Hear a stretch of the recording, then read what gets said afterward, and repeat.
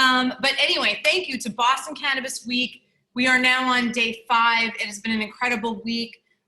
Tonight is probably one of the most anticipated panels all week. It's an incredibly important topic. We're talking about record sealing and expungement in Massachusetts. Boston Cannabis Week is incredibly happy to welcome TaShonda, Vincent-Lee, Davo, Jefferson, Susan-Lee, Calvin Feliciano, and Bethany Sarota. We're so happy to have you all here. Thank you once again to our sponsors, MCR Labs, Berkshire Roots, Western Front, PAX, High Identity, Trill Fit, VIP Pizza, and Xperience Creative and Boston Hemp Company. I'm not going to waste too much time. I'm going to pass this on over to Kara, and everybody enjoy. Thanks. Thanks, Lisa. This has been another incredible Boston Cannabis Week, and I am so happy to see that this is the panel that's going to wrap up the week, and that TaShonda gets to take the lead here and moderate this incredibly important discussion on expungement and record sealing.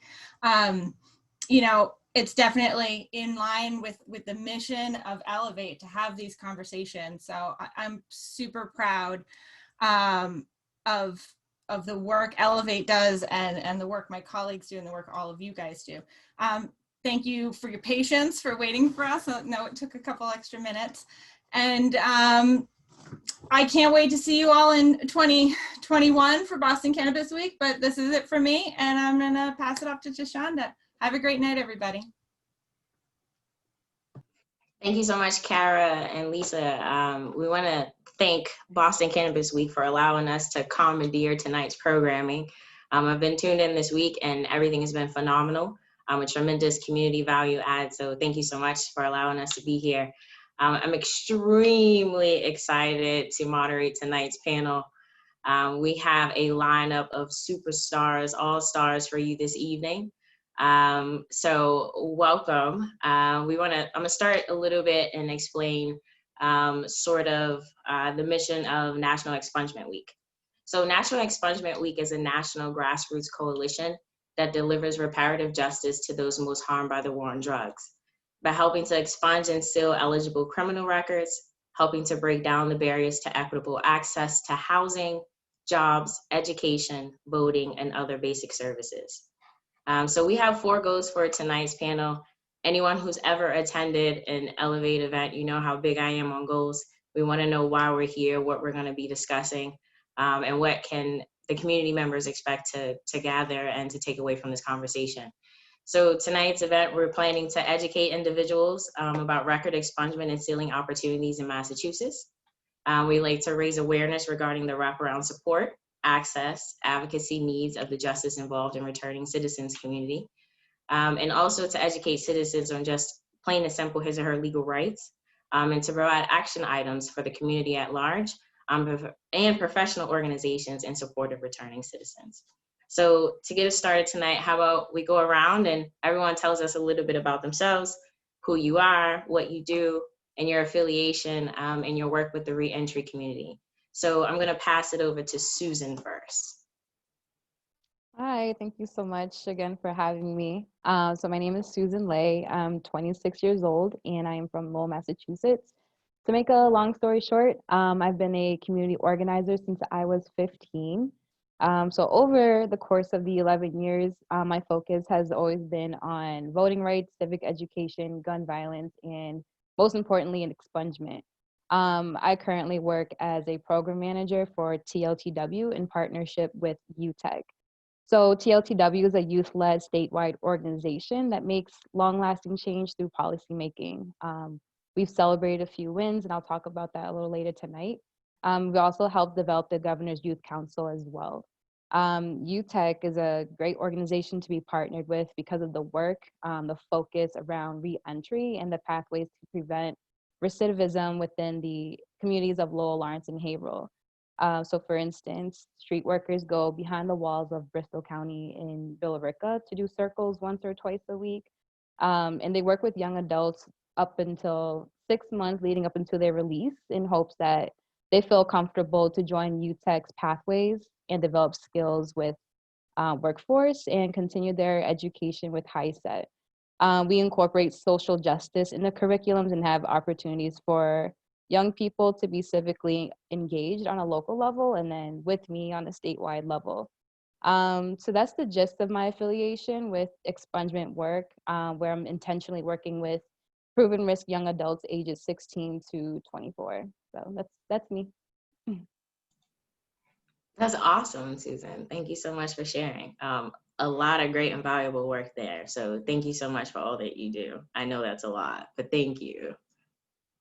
And Bethany, how about you next? Sure.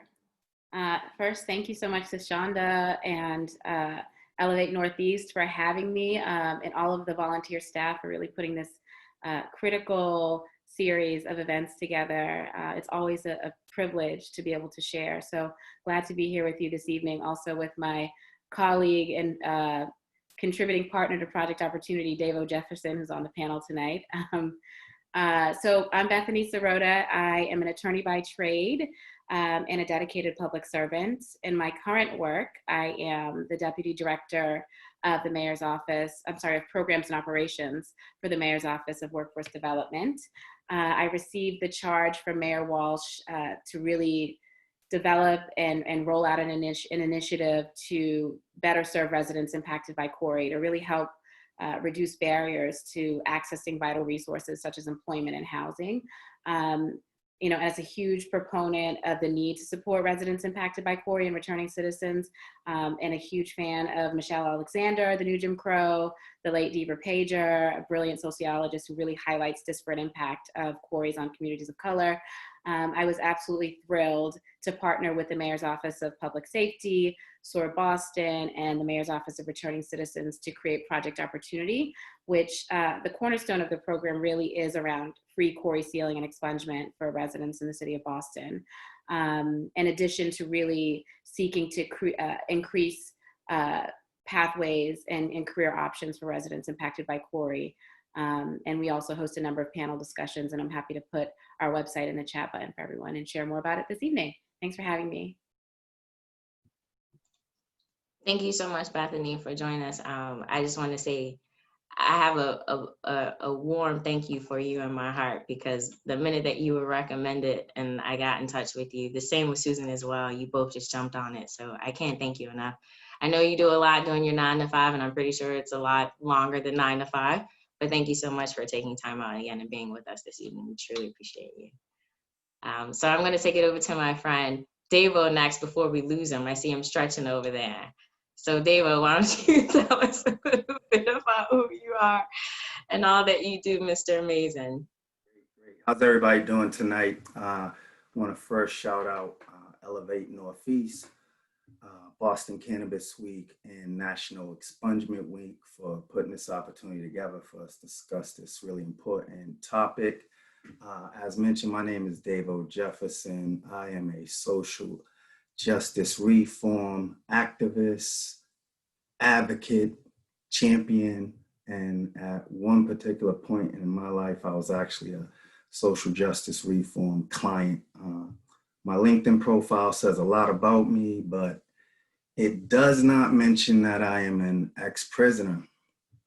So shout out to the returning citizen population. My LinkedIn profile does not say also that I'm currently a college professor. So again, shout out to the returning citizen population that's been able to come home and make some strides despite the hurdles that having a quarry will present for you. I come from a community where the criminal justice system heavily impacted the folks that live there. I have a number of friends, number of family members, colleagues, neighbors, etc., that are dealing with quarries, and these quarries present horrific boundaries for these folks. And these situations, in many cases, put people back on the path to returning to prison. So I'm happy to be here tonight to discuss this issue and lend any value I made to the conversation. Currently in my work right now, I work with at-risk, high-risk youth and young adults that are likely to shoot or be shot I manage a department that provides resources and opportunities for this population in hopes to change their life trajectory. So again, happy to be here. Thanks again. Thank you, Davo, for all that you do and you continue to do. I'm really grateful that you shared about your background, because again, what we know is it's not where you've been, but where you're going. And sir, I've been privy to your future, and it's mighty bright, and all the work that you do is amazing. So for you to not only come up in, but out of, and be a testimony is amazing. So thank you for being here. Thank you. And last but not least, this brother knows how much I love and adore him. The very first time I ever met Calvin, I broke down and I told him, I said, I'm a fan.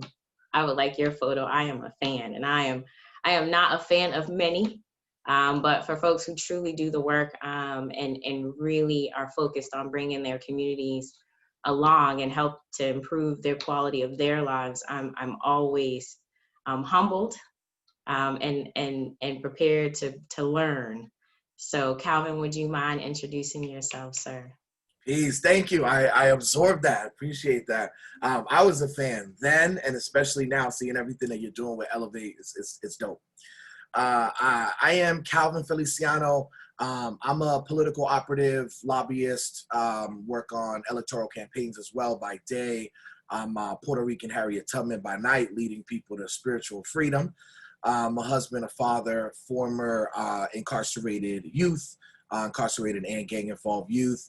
I got a both juvenile and adult record. Luckily, my adult record is super thin, just a few cases. But yeah, very happy to be here. In terms of the work with the reentry community, mainly through some of the lobbying, some of the political work, and definitely mentoring young folks who have been, you know, in DYS and have transitioned to young adults going into adult jails. He's so humble. But if you plan to run for office, get in touch with Calvin. That's what I'm going to tell you. He's your guy, for sure. Appreciate you. No problem. So before we begin, we have our list of questions to go through this evening, but we do have a question in the chat, and I want to make sure that we get to it before we miss it. So there is a question regarding the name of the book mentioned about the impact of quarries in communities of color. So would you mind sharing the name of that book again? Did you want me to put it in the chat, or should I mention it? Sure, I would say if you can mention it and put it in the chat. Sure. So the first book I was referring to is The New Jim Crow, Mass Incarceration in an Age of Colorblindness by Michelle Alexander.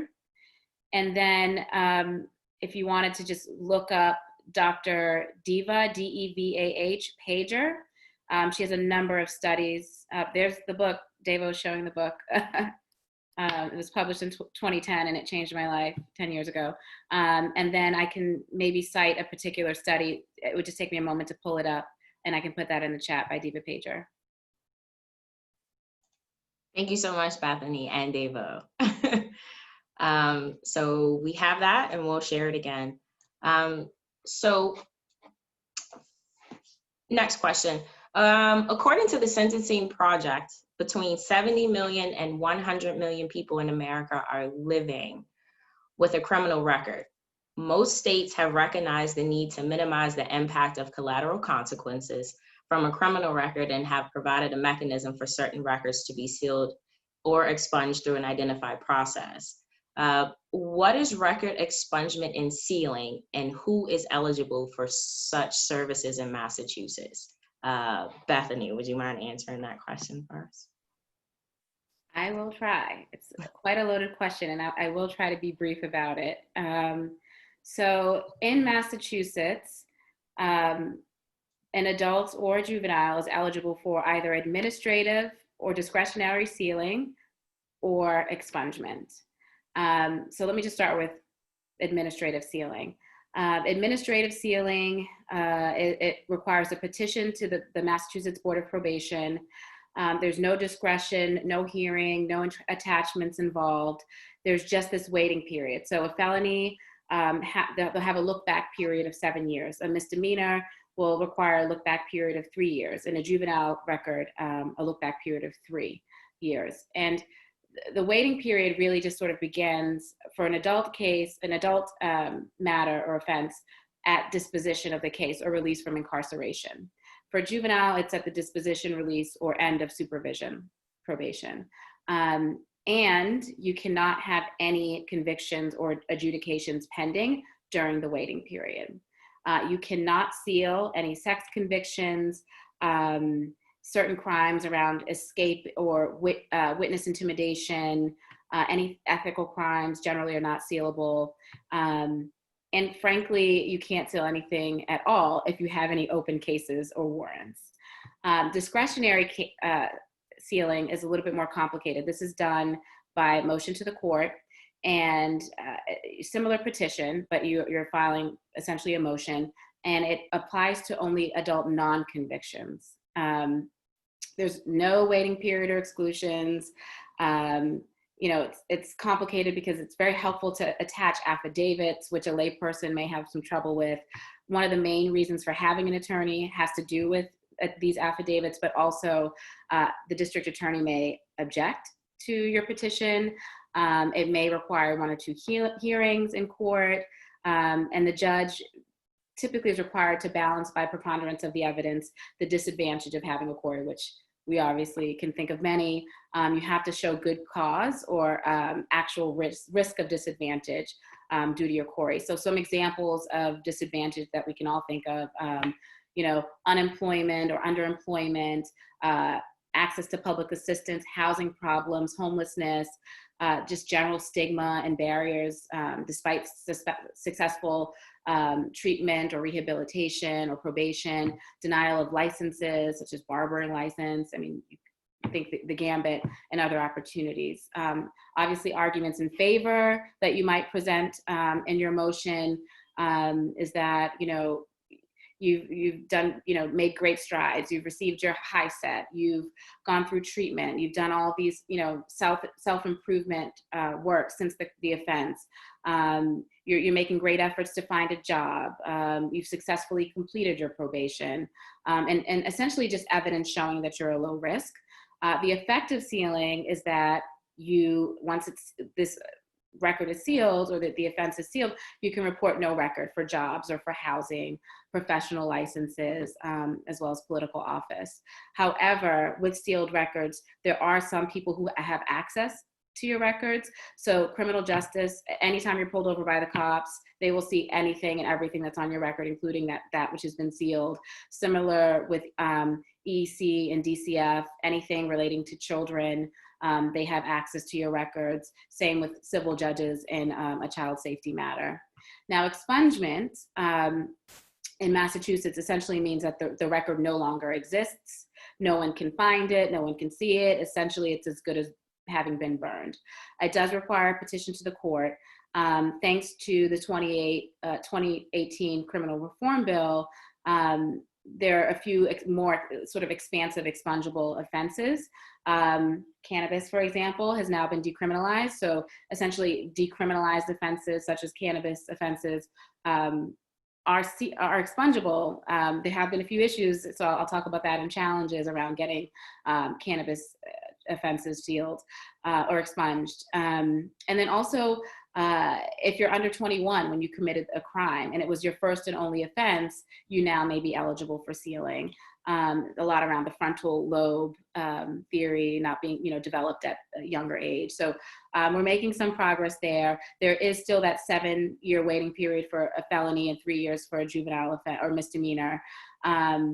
And some crimes are excluded from that. So crimes that are intended to cause death or serious bodily injury, crimes against a disabled person, sexual offenses are typically excluded. Human trafficking, this is a great new stride that we've made. So a survivor can now vacate and seal and expunge a human trafficking charge. So, and also wrongful convictions. That's the gist of it. I'm happy to share more There's a number of trainers that we work with, in particular Crispin Birnbaum, who's an Access to Justice Fellow, who offers these trainings to nonprofits. So I can plug her. I have a list of resources running that I'm going to plug into the chat for you guys, she can give you a really comprehensive breakdown of what I've just tried to summarize in 2 minutes.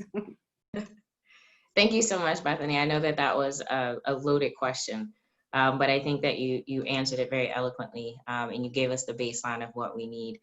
So thank you so much also for the offer for the information. That's something that we'll definitely look to disseminate via our Elevate platform. So anything that we can do, again, to bring education to our community, we're all here for.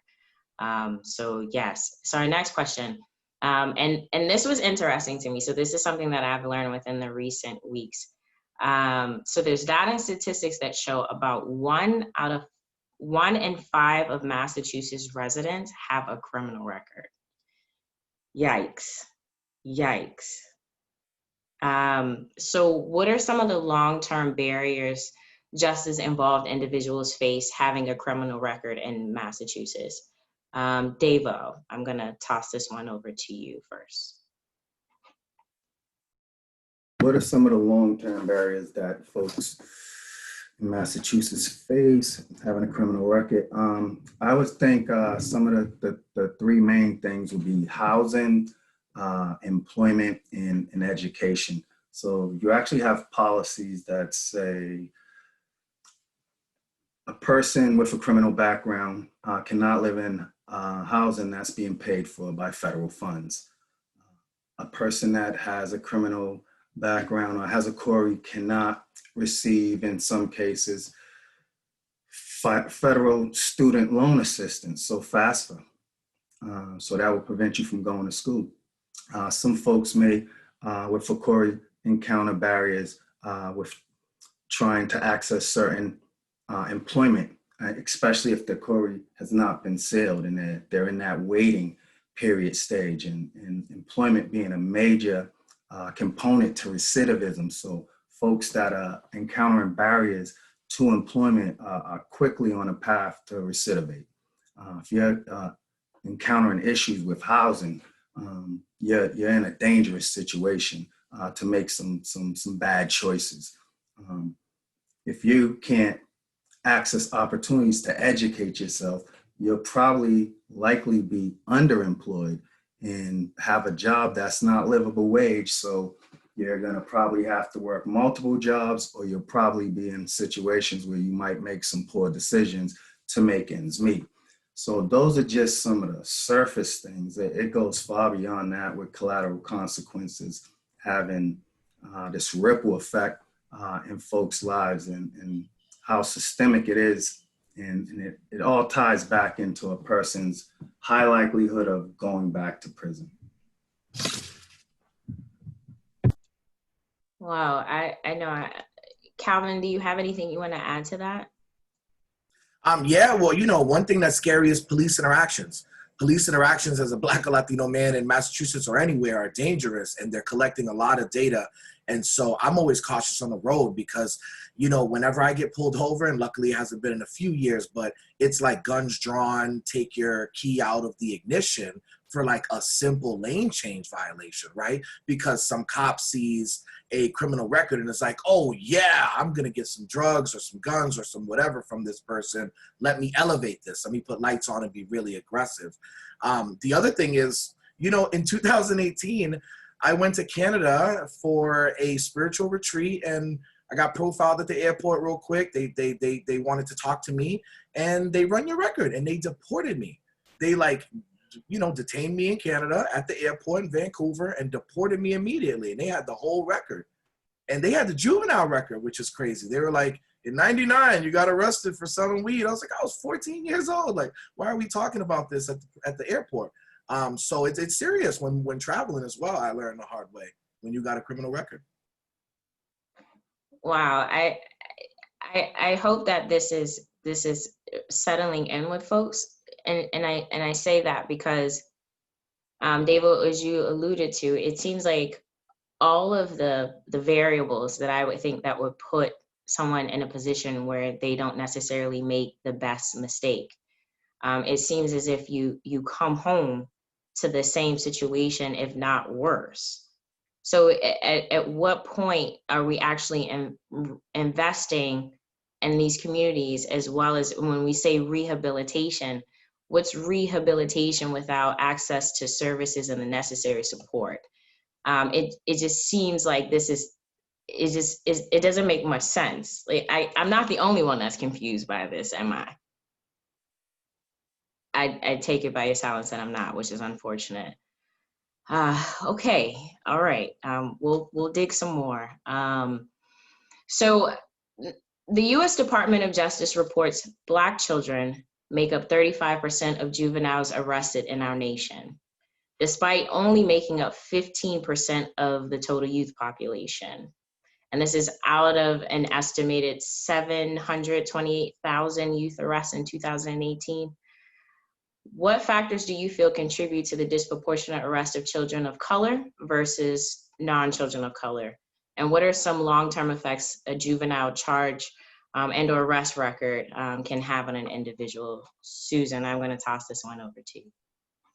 Yeah, most definitely. I don't even know where to start. There's so many factors in regards to the disproportionate arrest of children of color in especially underrepresented communities. So like the most blunt way to say it is the systemic racism. The school to prison pipeline is huge. We see police officers present in schools who aren't trained to de-escalate situations or take mental health in mind when it comes to young people, or even foster care or DYS, where if there is a fight with a sibling or a housemate, you can be charged for domestic violence. So that alone it already puts a system in place that puts Black and brown children at a disadvantage. Their long-term effects in regards to a juvenile court record, it literally follows young people for the rest of their lives. So for instance, students can be expelled from school based on a juvenile record.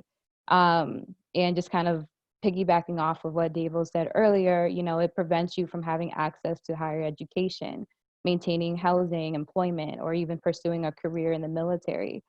So there's a lot that, especially within juvenile court, because the main focus of even having a juvenile court system is supposed to be for rehabilitation purposes, but interfering with education and employment forever undermines that. I also want to touch on a little bit in regards to stealing, especially with stealing a record. It does more harm than it does good, because it's a permanent effect in regards to having a sealed record creates a lot of room for people to have biases in regards to what has happened. People think of the worst of a young person when they see something is sealed. Think of worst case scenarios when it's a misdemeanor or a nonviolent crime. Even for our current law for young people in the juvenile court system, it wasn't until 2018 that we had a youth expungement law specifically to expand young people to have the ability to have expungement. But the current law as it is right now, it disqualifies people for over 150 charges, including nonviolent crimes. The law only allows expungement if you have one charge on your record. So in other words, you have one bite of the apple. It doesn't take into effect that an incident with a police officer, for example, can have multiple charges. And in the communities that I serve, an incident can have the big three, which is disturbing the peace, resisting arrest, and assault on an officer. So that alone already puts us Black and brown children in a position where they can't qualify for expungement until, after the fact. So these are currently the law, but obviously we want to keep fighting for that. Like, it was a 6-year fight for even having this big step into the criminal justice reform for young people. But, oftentimes young lives are out of the conversation when it comes to reform. So this is a huge step for Massachusetts to have a law specifically for young people. but it's also the most exclusive one to have young people qualify for expungement. So long term, it's still damaging for a lot of the young people, especially the group of people who advocated for the law.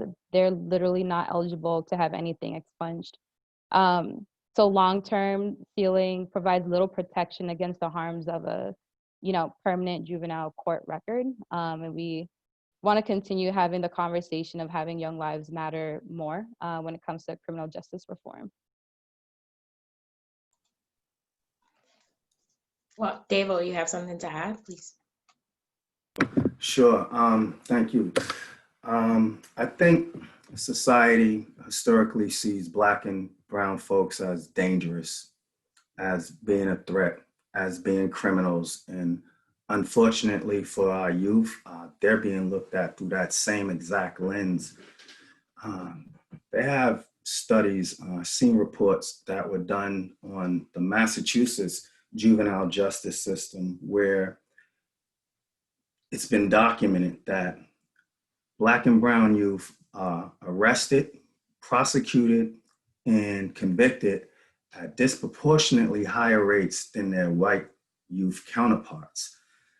And to read this research and to just digest it is, I know this was happening on the adult level. I was a part of it. I was in the criminal justice system. I seen it firsthand, like the disproportionate rates of who was incarcerated. I seen it firsthand on the adult level. It was extremely frustrating to see that it was happening to the youth as well. Really disheartening, where it's documented that this is happening. So some research that I'd done when I was in grad school on juvenile detention facilities, it was clear to me that pretty much nationally, these places are training grounds for the adult facilities. So it's very frustrating again to see that Black and brown youth are being targeted for these training grounds, and that prison, that school to prison pipeline is real. Thank you. Yeah, thank you both. I definitely agree and understand the school to prison pipeline is real. So as a former educator, I've had firsthand experience with it, which is extremely unfortunate. I'm an 80s baby, so I've seen a little bit of everything, quite frankly. But there was a time where if a student acted out, and I grew up in a DMV, so understand that I've had mostly educators that look like me. So the level of empathy and understanding was extended, and I'm very much aware of that. But when someone really acted out in class or behaved poorly or got involved in a fight or something like that, you were sent to a principal's office or to some administrator's office where you had to cool down. You talked about what was going on. They try to understand your circumstances and where it was coming from, because again, we know that children don't act out for no reason. There's something that is causing that. And a lot of times there are things going on in the home that they can't control, and they're young. And we talked about that prefrontal lobe development. Again, you don't have the ability to quite manage your emotions well. And I think, quite frankly, we have children that are in very adult situations and in dire situations, and we expect them to digest it and to manage it as, I guess, as adult-like as possible, which doesn't make any sense at all. But you see these children now where they don't have that opportunity. The minute that they're acting out, there's a resource officer that's showing up, and and if you talk back,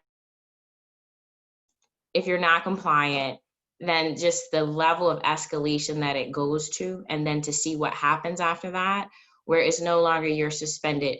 So you go home, you stay home for 2 days and cool off. We'll see you again on Wednesday, we'll try again.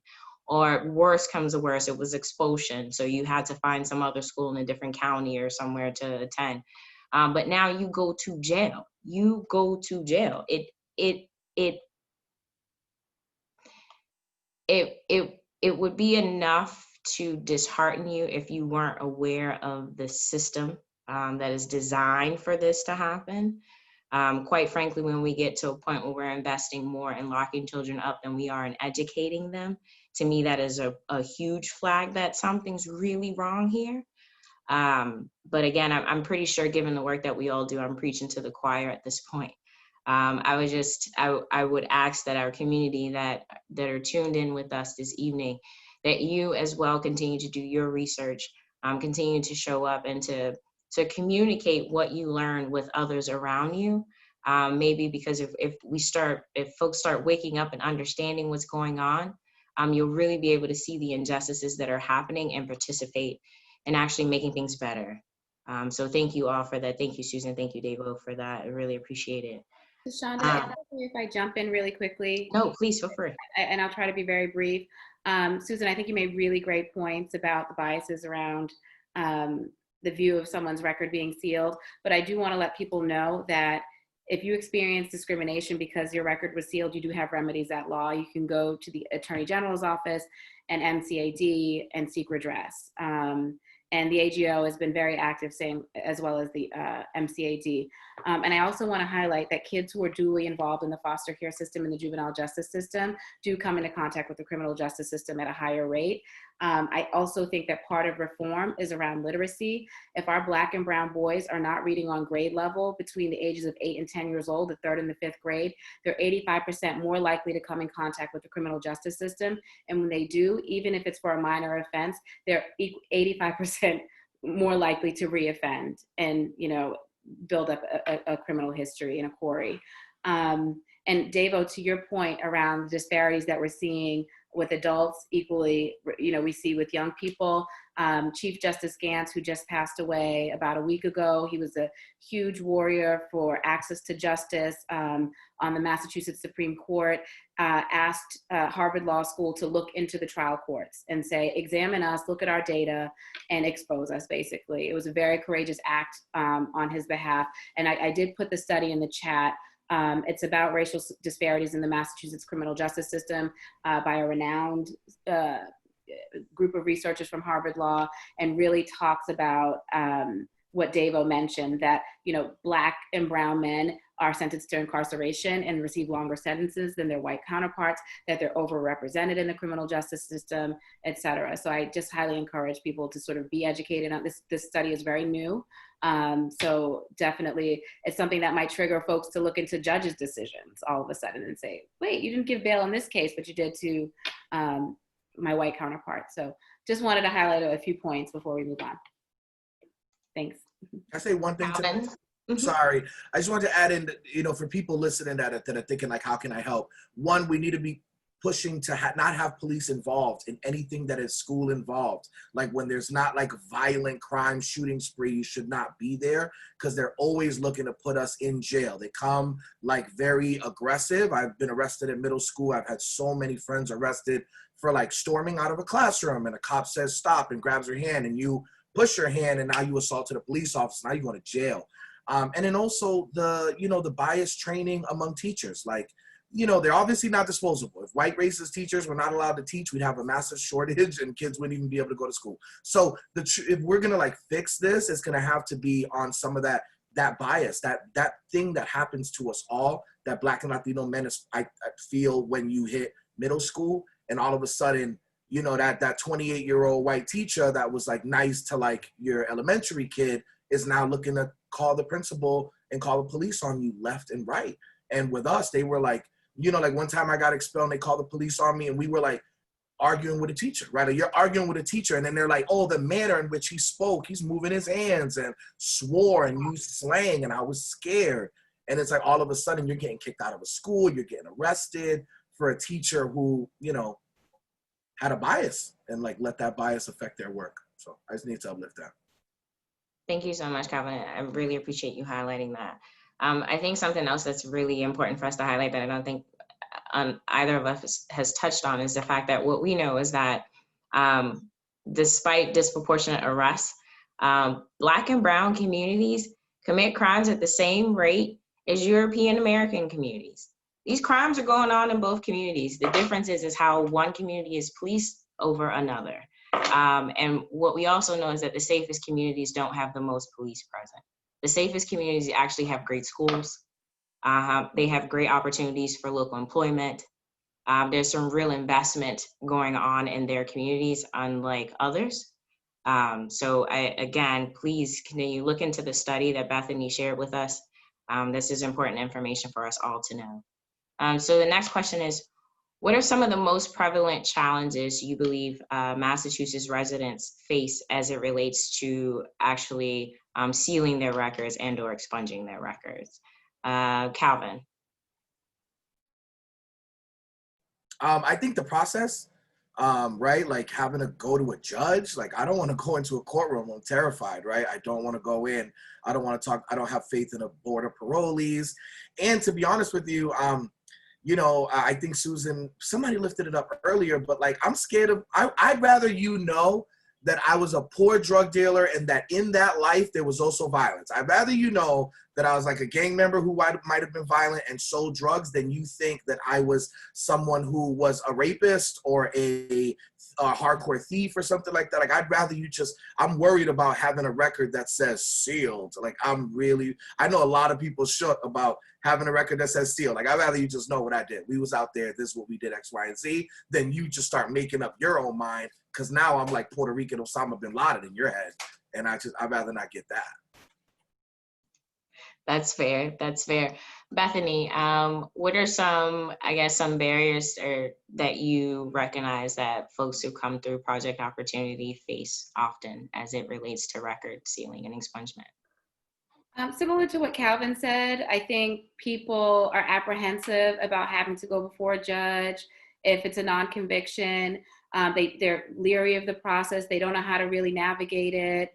In 2018, when the reform bill was passed, it was incumbent upon the government to really create public awareness around the changes.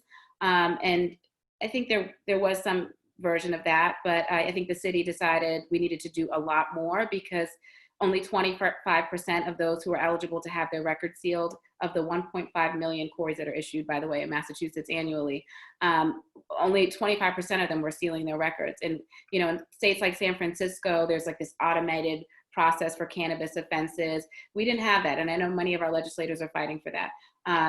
So we knew we needed to do something about that. There are some legal service providers that were, you know, asking people to come up with $30 to get their CORI through the iCORI system. And we said we need to eliminate all these barriers. We'll do this all for free. We'll pull everyone's CORIs for free. We'll pair them with lawyers, whether it's for the administrative petition, whether checking boxes on an application, or having these pro bono attorneys take them, you know, clients all the way through the motion process. So I think knowing that people have attorneys that they can go to that are free, it makes that sort of court process that Calvin talked about less leery, make people less apprehensive around that. So since we've launched in July, we've had 11 clinics and served over 190, I think we're at almost 200 residents so far. 87% of them have been eligible for sealing, 31% for expungement, 29% for expungement, and then 31% are eligible for future sealing. So, you know, and with the increase around press and events, we find that the registration numbers go up. You know, we see like at least 20 new registrations a week. So we really want to take advantage of platforms like this to really get the word out, because like I said, only a quarter of those who are eligible are taking advantage of the service. And now, I mean, we try to really service mainly residents of the city of Boston, but if we're kind of not too strict about that, because there are so many people when they're released, for example, they're with family in Brockton or all over the state, but they identify as Boston residents. So it's a very low threshold. We want to make sure that we're serving as many people as possible. And there are cities like New Bedford and Fall River who are asking to sort of model our program. So hopefully every municipality creates a similar program for free CORI sealing and expungement, so that everyone in the Commonwealth has access to a lawyer and to the supports to seal their record. Wow, we just had a statement actually in the chat. David Lensby, he stated that his juvenile record was sealed and it caused the judge to sentence him differently as an adult. So I don't, that sounds really harsh. Unfortunately, given our justice system, I'm not surprised. Yeah, so for Bethany, would you have any advice for someone in David's position? What would be, is he able to make steps towards sealing and expungement? I certainly recommend, I'll put the flyer in for Project Opportunity in the chat. If David wanted to sign up, it's, very non-invasive information. Davo has shared a bit about his pet. He also became one of our clients. So he can attest to the fact that we don't ask you a bunch of questions. It's only once you meet with the attorney that, we start asking your social and things like that, so that we can pull your query, and then you can start going through the process of a consultation with an attorney. And again, attorney-client privilege trumps, so we at the city receive none of that information. But I think they might be best suited to advise David on his specific case. I think it's always subjective, but really unfortunate to hear that happened. But we're here to help and support. So I'll put the flyer in the chat as well. Awesome. Thank you so much. So David, you hear that? Stay tuned, my friend. We're going to get you connected so that way you can find out what your options are. And so you actually kind of touched on this, Bethany. I love these conversations. They're so fluid and we just kind of flew right through. But you touched on automatic expungements. So several states have taken the lead on enacting clean slate legislation, automatic record clearance and expungements, to provide better opportunities for their constituents. And now even federal legislators are pushing for federal clean slate laws. What are some measures Massachusetts legislators can pass that will help reduce the negative effects of the criminal record for minor nonviolent cases? Do you think that Massachusetts is on a path to actually beginning automatic expungements? Susan. Yes, I definitely want to speak to that because, as exhausting as organizing has been this year, it definitely lit a fire in legislation to ensure we're making power moves in passing a racial justice bill, and including in that bill, especially if it has to do with any type of police reform or retraining, expungement has been a part of that, including juvenile expungement as well. One of the major parts of the bill is, so currently there isn't a distinction between a convicted case and a dismissed case. We're fighting for an automatic expungement for dismissed cases because, I work with young people who have, dismissed cases for years and years, but it's prevented them from, for example, becoming a CNA or like wanting to work in healthcare. So that's something that's in the works right now. And I believe, I don't know if it's the House docket number or Senate, but it's 2800, where the bill is currently in conference committee. Even though the formal session ended in July, it's still an ongoing battle to ensure that it does get to the governor's office and signed without any additional amendments. But I do believe Massachusetts is on its way there. There are, of course, in this political climate, a lot of opposition. And it's been a opposition from the police units and unions. So it's been a struggle trying to push that mountain, but we are on the right track, just in regards to how strong organizing has been since early June, late May for this legislation to pass. So we're definitely on the right track there. Can I add one? Of course. I think raising the age of adult responsibility is huge, because, ironically, when I was in DYS at 17, right, like in actual detention, we were trying to bail out, right? Like they usually don't give you bails, or they'll give you like $1 bail mother only, but like they don't let you bail yourself out as a juvenile. We were always trying to bail out. And sometimes you had multiple cases going. And if you bailed out of DYS, you were just going to get picked up by Suffolk County and go to National Street, go to adult jail. And we all wanted to go to the adult jail. We all wanted to go to the adult jail. You wanted to try to smoke. You wanted to just hang out. You wanted to just be. And in juvenile facilities, you're forced to talk to a social worker. You're forced into a classroom setting. Like, you can't just be like, I don't want to go to school. I don't care. You can't skip out on the social worker meetings. You can't skip out on these different things. And and the way they're structured, it's I think a lot easier to try to transition. Even though they're very flawed programs, it's still better than going to an adult jail and literally sitting. And when you're in National Street, you can just sit, you can talk about cases all day, you can swear, you can fight, you can do all these different things. And when you're in DYS, you're like, not allowed to swear, not allowed to fight. You're getting, you know, like it's just a different. So raising the age of from 18 to 21 is a big deal.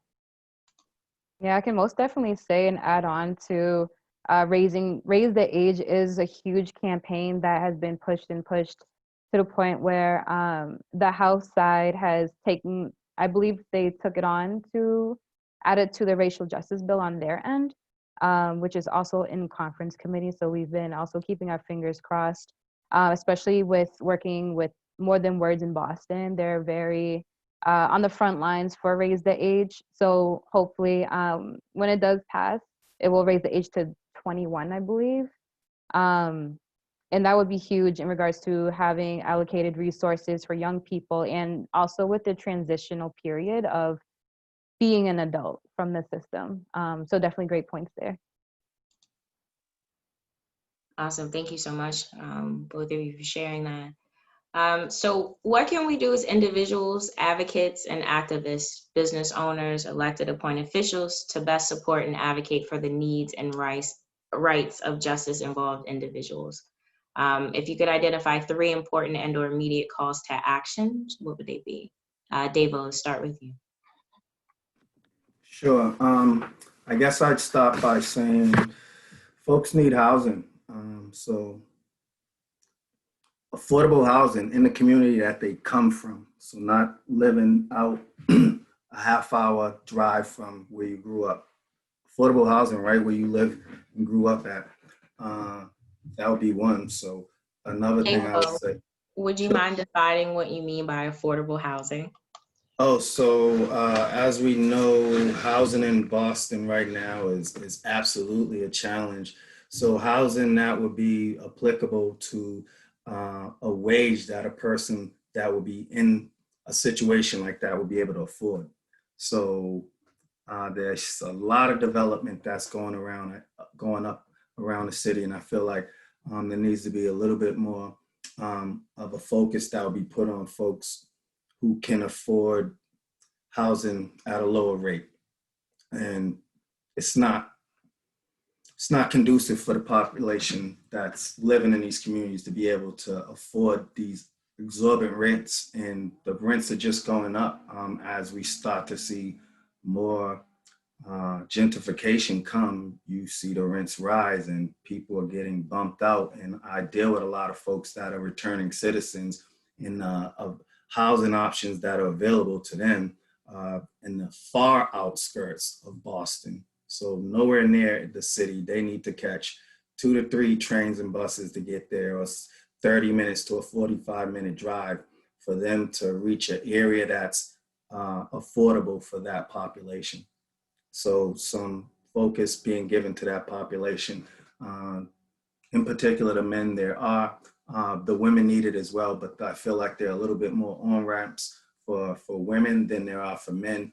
And again, not having stable housing puts you in some dangerous situations. You're couch surfing, that puts you in some dangerous situations. So I'll definitely lead with housing. I would also include stipended training. So training opportunities that come with a stipend, so folks can have an opportunity to take care of themselves somewhat while they can complete a training that will position them for a livable wage job, which would be my final plug there. So livable wage employment opportunities where folks do not have to work 2 to 3 jobs to be able to make ends meet. So housing, employment, and training. Bethany, anything you'd like to add? I echo Davo's sentiments. Related to elected officials, I know the mayor having these, splashy press releases and appearing on national public radio really brought people to our clinics. And so if other electeds really use their platform to create awareness about the need for services, resources for returning citizens, people impacted by Corey, the need for free Corey sealing and expungement programs to really increase access to these resources, I think we would start to see a shift. Also, we're doing a lot of internal trainings at the city around shifting the narrative around second chance residents and making sure that we're employing and training residents impacted by quarry. The Office of Workforce Development has a program called Community Academy, where we offer a CDL training and then employ people at city departments like Boston Public Works or the Parks Department, SOAR Boston, where you can earn, you know, a meaningful living wage with a pension and really see an upward trajectory as someone, you know, we call a second chance resident. I think more businesses could use to be more quarry friendly and employing folks. And as Davo said, landlords, housing authorities, Section 8, you know, should maybe be a little less stringent as well, and saying, okay, if that offense happened 10 years ago, it doesn't reflect on who the person is today, especially if there hasn't been any recent offenses. So those would be sort of my few calls to action. Thank you. How about you, Susan? Anything additional to add? Yes, I would say immediate call to action would be to call all members of the conference committee in the State House. The information is all free online. And also reach out to Senate President Karen Spilka and Speaker DeLeo.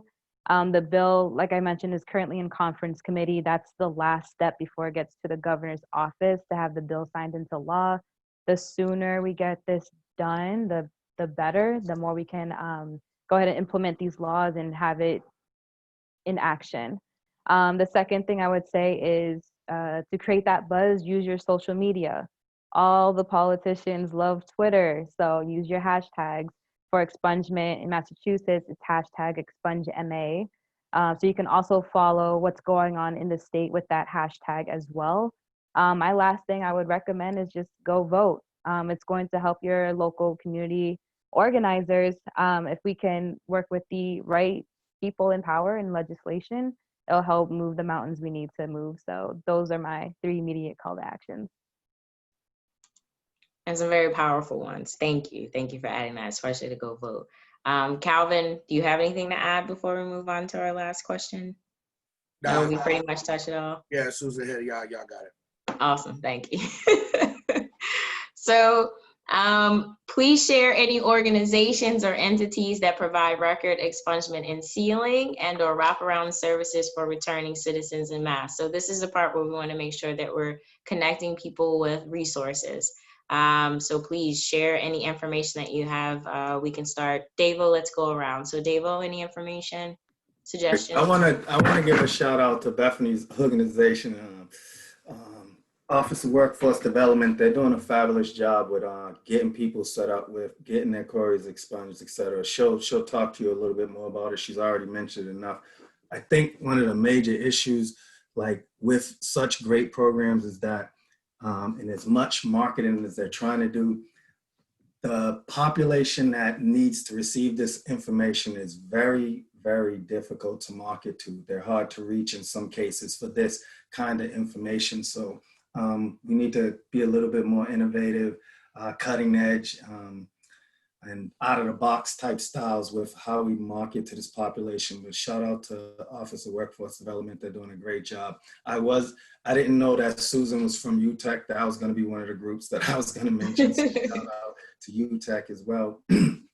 Absolute shout out to SOAR Boston, formerly a Street Workers Program. That's where I'm currently at. A number of different organizations that are very helpful. Greater Boston Legal Services, they're pretty good with helping folks with sealing records, et cetera. ROCA, YOU Boston, Inner City Weightlifters, and SSYI.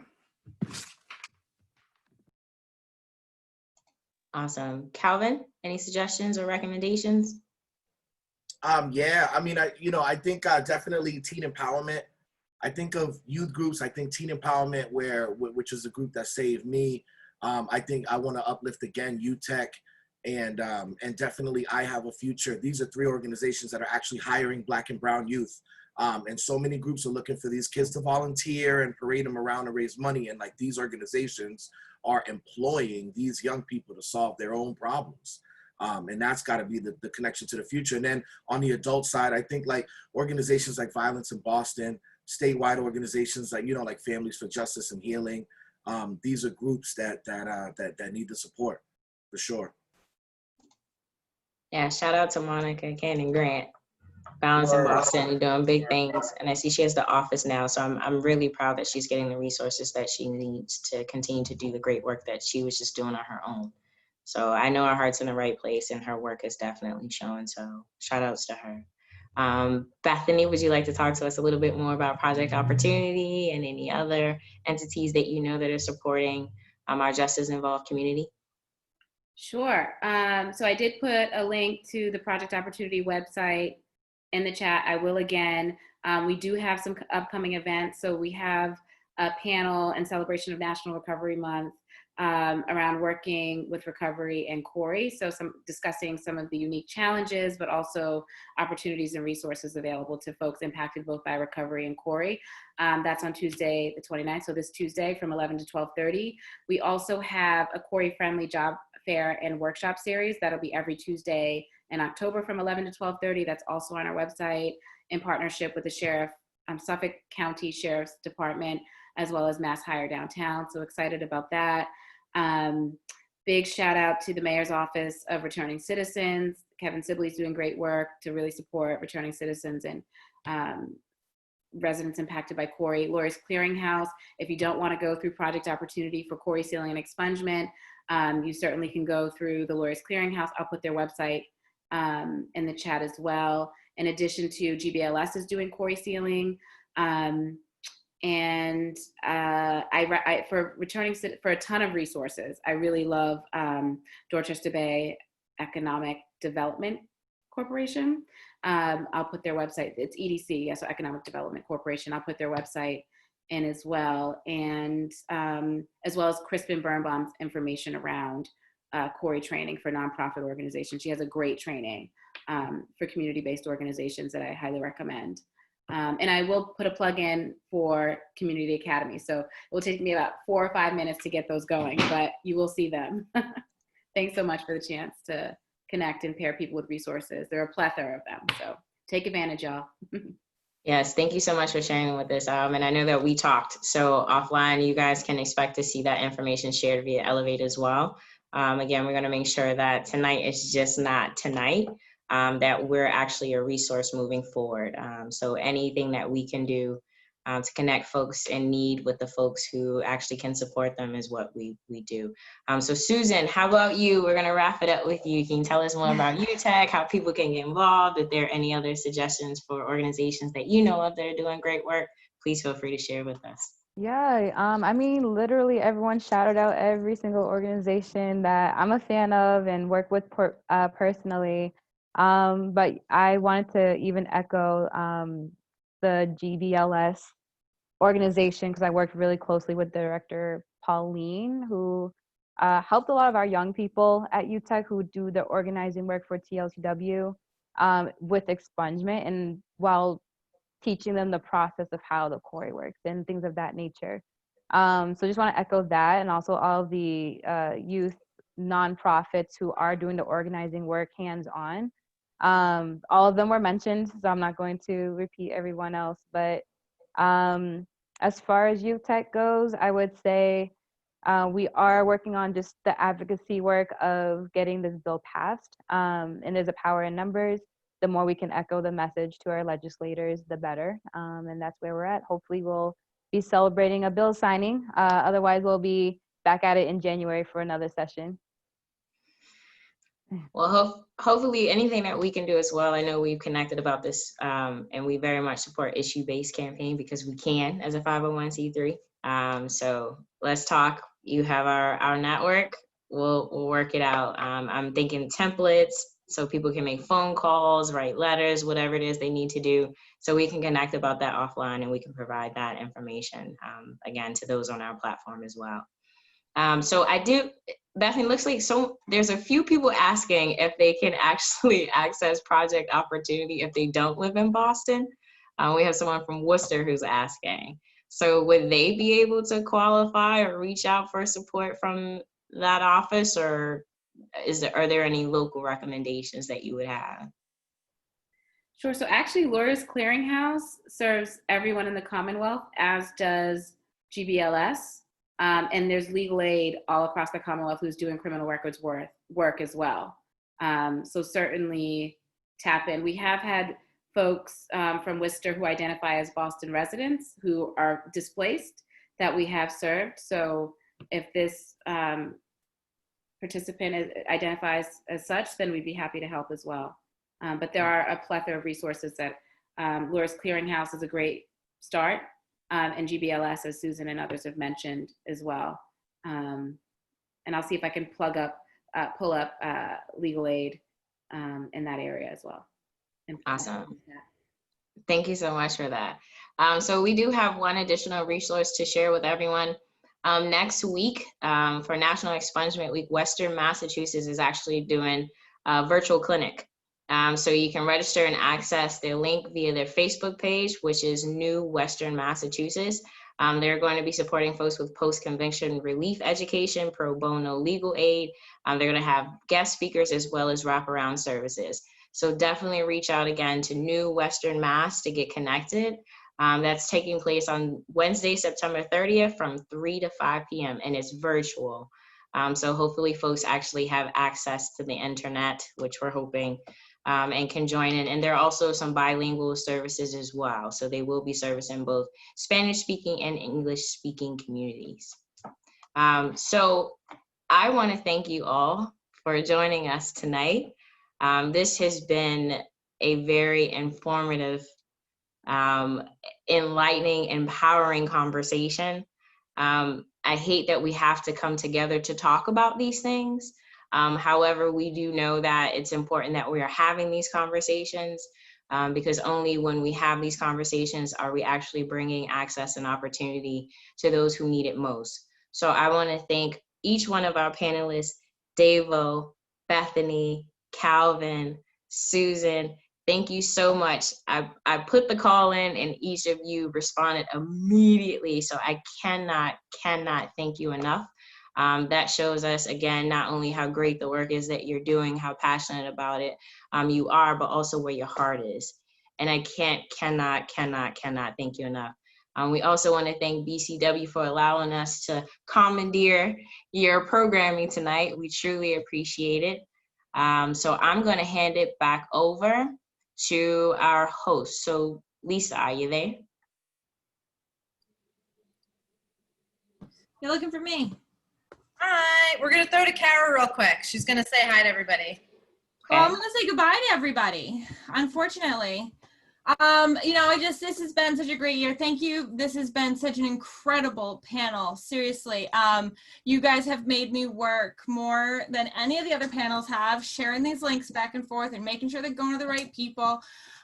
So everybody that's been watching tonight and participating, if you have questions, do not hesitate to reach out. We really are actually here to help you in whatever it is you need help with and to the best of our abilities. Thank you guys so much for coming. Thank all the speakers that have come this whole week. I'm not gonna list everybody. I would need that like in front of me. I don't have it. But thank you guys, all of you for coming. This has been incredible. Thank you to Scott and Lisa and BCW. Thank you to Elevate for continuing to let me have platforms like this where we can talk about these things. And I can't wait to see everybody in 2021 in person with hugs. Lisa? I just want to thank everybody so much. This has been an incredible week of education and entertainment and music, and we've just celebrated all week. And thank you for being with us for the second Boston Cannabis Week. We could not do our education without Elevate and without Kara. She really, truly leads the charge in putting these panels together, and she does it with a smile on her face, and she makes me laugh every single time. So thank you, Kara. Thank you to Elevate. You're all amazing. So tomorrow we will be all day, special treat. We'll be releasing never before seen footage of the Xperience Boston Festival 2019 with Lupe Fiasco, Bia, and Slane. So we'll be releasing that throughout the day. At 8 o'clock, head over to IG Live. You'll catch LeDuc spinning a set. So we're gonna have a little dance party tomorrow night. And then if you haven't registered for Trill Fit on Sunday, we partner with Trill Fit to bring you free cardio dance and sculpt classes. So all you need to do is go to bostoncannabisweek.com, register for the classes. We're going to be doing giveaways and giving away some stuff from PAX, and we have some more gift bags from Underground Culture. So thank you all for the support. This panel will be live on YouTube in a little while. You can catch everything on Facebook and YouTube. Thank you once again to our sponsors, MCR Labs, Berkshire Roots, Western Front. We truly couldn't do this without you. And thank you to Boston Hemp Company, Xperience Creative, and Elevate. And this was a truly impactful and wonderful conversation. And we promise next year to continue to provide a platform to have these conversations. So thank you all to each of you. And happy Boston Cannabis Week. Smoke them if you got them. Before we go, can we hold hands? Yeah, reach out.